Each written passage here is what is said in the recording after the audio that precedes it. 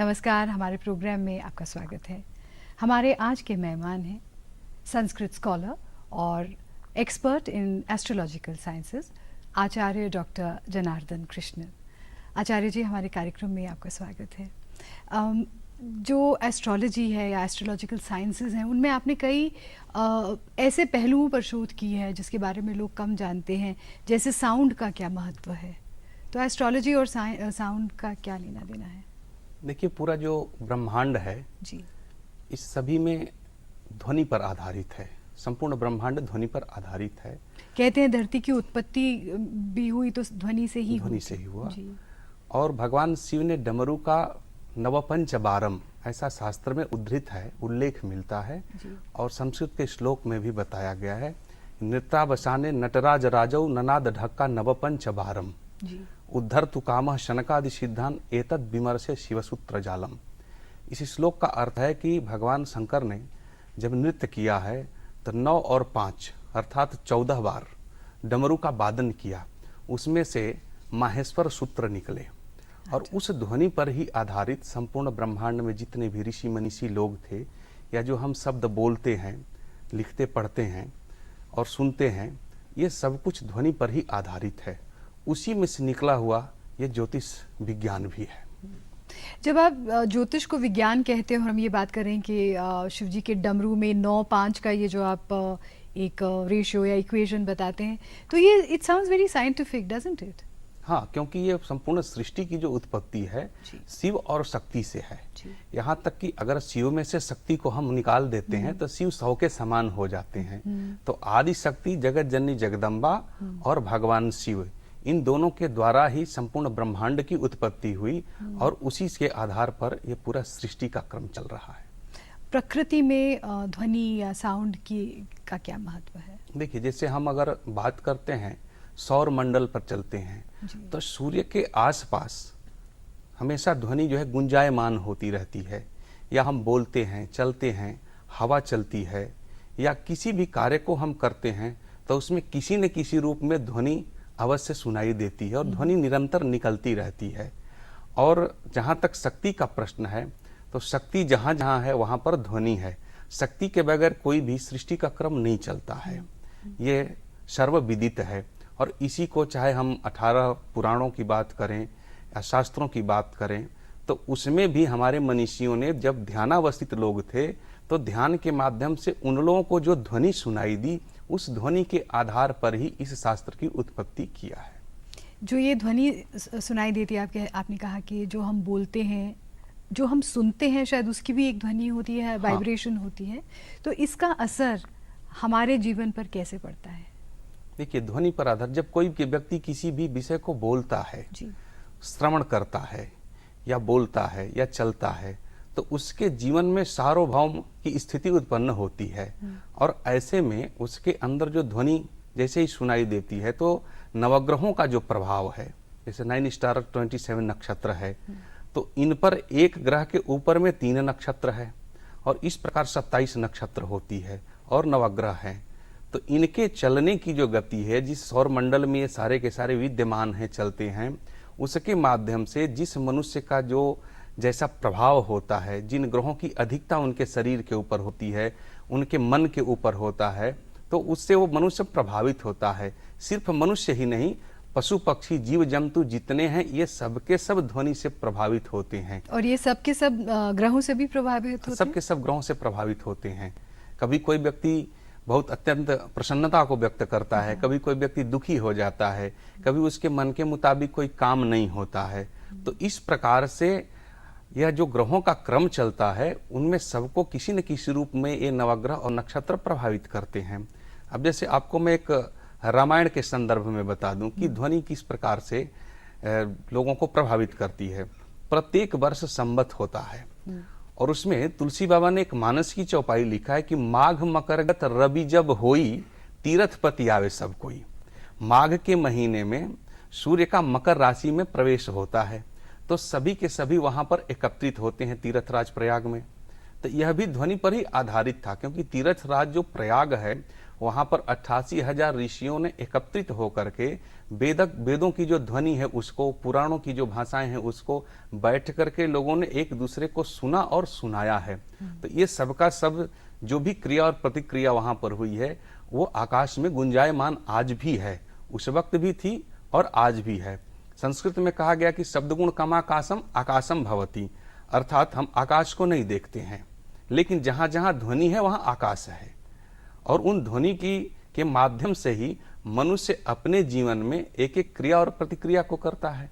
अगर किसी व्यक्ति को सुनाई न दे तो ऐसा नहीं है कि उसको, ठीक है, इनका भौतिकवादी शरीर में कानों से सुनाई नहीं देता है, लेकिन उसके अंदर जो अंतर ज्ञान है, उस अंतरतम मन के अंदर और अंतर ज्ञान में भी ध्वनि ही काम करती है, जो माँ सरस्वती, माँ काली और माँ दुर्गा, ये सभी आदि शक्तियों के माध्यम से सबका किसी न किसी रूप में मनुष्य के जीवन को प्रभावित करती है।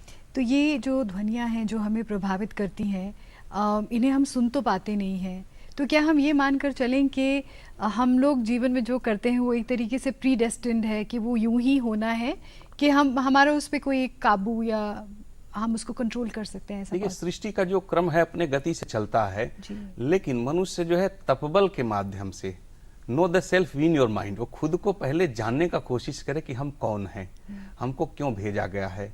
हमारी शरीर जो परमात्मा के द्वारा प्राप्त हुई है, हम जो मनुष्यों की शरीर होती है, हर मनुष्य अपने हाथ से 3.5 हाथ का होता है। 4, 4, 8, 4, 12 एक बीते होते हैं, उसमें 12 अंगुल होता है। और हर मनुष्य अपने हाथ से 3.5 हाथ का होता है, और उसमें 84 लाख योनियां हैं, और ये 84 अंगुल की पूरी हमारी शरीर है। और इस शरीर के अंदर में जो आत्म तत्व का विज्ञान है, जो परमात्मा का प्रकाश विद्यमान है, वह जैसे ही उसको उस धारा से हम जोड़ते हैं, परम तत्व को हम जब समझने का कोशिश करते हैं, तो हमारे जीवन में आनंद की अनुभूति होने लगती है। इसका एक आपको वैज्ञानिक तरीका मैं बताता हूं कि हम शिवाला में जाते हैं शिव मंदिर दर्शन करने के लिए। आपने अक्सर देखा होगा कि घंटा है, शिवलिंगम है, अर्घा है, और नंदी का मुख भगवान शिव की तरफ है। तो ऐसा इसलिए है क्योंकि नंदी जो है वो शांति का प्रतीक है, उसका मुख भगवान शिव की तरफ है। शिव के अंदर से जो ध्वनि निकल रही है, जो तप क्या प्रकाश निकल रहा है, उसको निरंतर ध्यानावस्थित कोई है तो वो नंदी है। नंदी भगवान शिव की तरफ देखते हैं। अर्घा और शिवलिंगम है। बिना स्त्री और पुरुष के संयोग से सृष्टि का निर्माण नहीं हो सकता है, इसलिए शिवलिंगम और अर्घा को बनाया। अब शिवलिंगम के ऊपर जो घंटा है वो डिवाइन लाइट का प्रतीक है। अच्छा। इससे हम मनुष्यों को क्या प्रभावित करता है? जब कोई मनुष्य शांत होता है, जब उसके अंदर से अज्ञानता दूर होने लगती है, तो वो तपस्या करता है। और जैसे जैसे उसकी तपस्या आगे की तरफ बढ़ती है, तो एक घंटा का जो है वो डिवाइन लाइट, ब्रह्मनाद का प्रतीक, वहां जाने के बाद में सुख दुख राग देश जाति पाति जो संसार के जितने सांसारिक बंधन होते हैं, उससे वो ऊपर उठ जाता है। लेकिन घंटा के बाद में त्रिशूल है, त्रिशूल का जो 2 भाग नीचे की तरफ झुका है, एक सीधे की तरफ जा रहा है, तो एक तरफ रिद्धि है और एक तरफ सिद्धि है। और सीधे का जो भाग जा रहा है वो शिवोहम का बोध कराता है। तो जब मनुष्य अपने जीवन में ध्वनि की भाषा को समझने लगता है, तो फिर शिव तत्व में और जीव के तत्व में कोई अंतर नहीं रह जाता है, वो शिवोहम के भाव में चला जाता है और संपूर्ण ब्रह्मांड में जहाँ कहीं भी वो जा सकता है और ध्वनि पर आधारित हर एक वस्तुओं को देख सकता है। देख ही नहीं सकता है, उसके आधार पर उन ध्वनियों की होने वाली क्रिया प्रतिक्रियाओं के माध्यम से दूसरे को दिखा भी सकता है और अपने जीवन को साकार कर सकता है। तो क्या इससे दूसरी डायमेंशंस में भी जाया जा सकता है? हाँ। 4th डायमेंशन, 5th डायमेंशन, अब तो बहुत सी डायमेंशंस की बात होती है। बिल्कुल इससे जा सकते हैं, क्योंकि जब हम ध्यान की अवस्था में होते हैं तो हमारे शरीर में जो चक्र होते हैं वो स्वतः प्रयास करते करते, तपस्या करते करते जागृत अवस्था में चले जाते हैं। तो हम जो बाह्य प्रदर्शन की दुनिया देखते हैं, इससे हम अंतर्मुखी हो जाते हैं। एक जो चीज हम बाहर में देखते हैं और अंदर नहीं देख पाते हैं, तो एक क्षण ऐसा आता है कि तपस्या के बाद हम एज इट इज हो जाते हैं, हम जैसा अंदर होते हैं वैसा बाहर होते हैं। इसको संस्कृत में अचौरी शब्द भी कहा गया है। अचौरी का मतलब होता है कि जो मनुष्य जिस रूप में दिखता है वैसा ही उसके अंतर्मन में भी होता है और वैसा उसके बाह्य मन में भी होता है।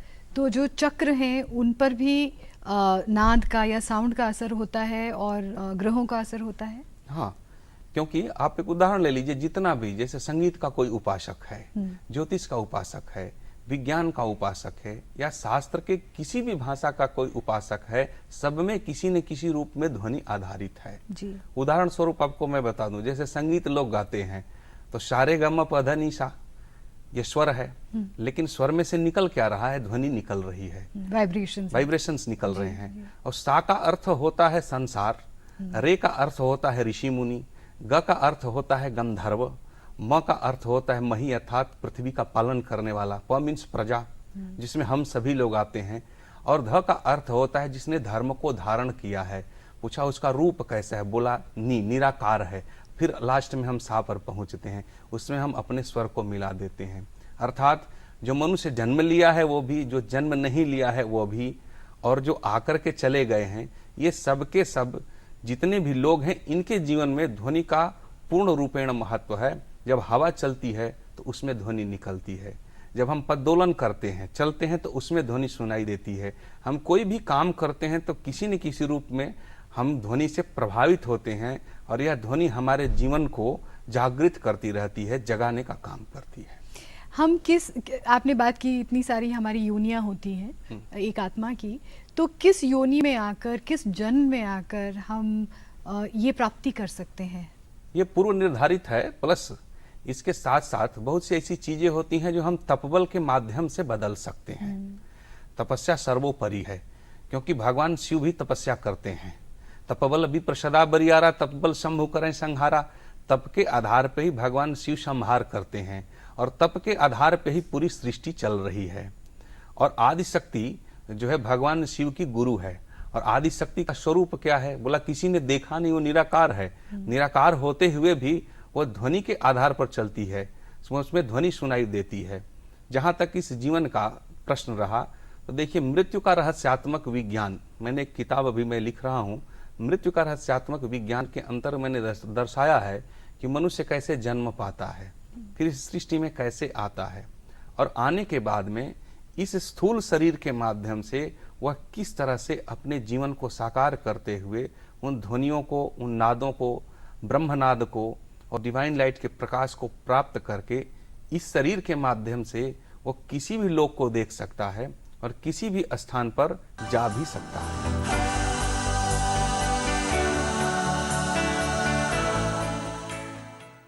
डव ने 3 दोस्तों से पूछा, आप कितनी बार पार्लर जाते हो? महीने में 1 बार, कभी कभी हर रोज। हाँ, वो कैसे? हर रोज। आपका डव अब 20 रुपए में, जो दे पार्लर जैसा ग्लो हर रोज, क्योंकि इसमें है 1/4 मॉइस्चराइजिंग क्रीम। डव बार अब सिर्फ 20 रुपए में।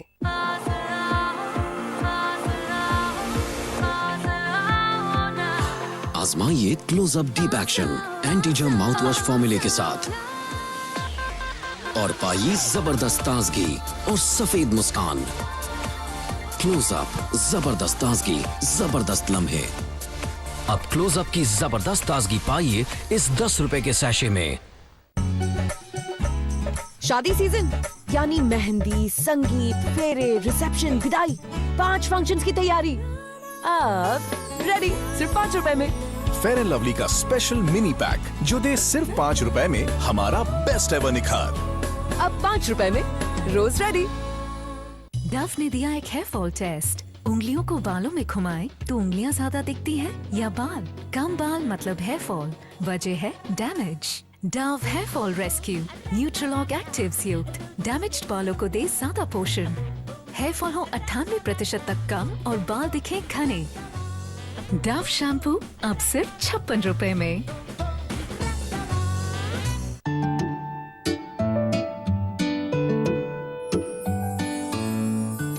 ग्लिसरीन भरा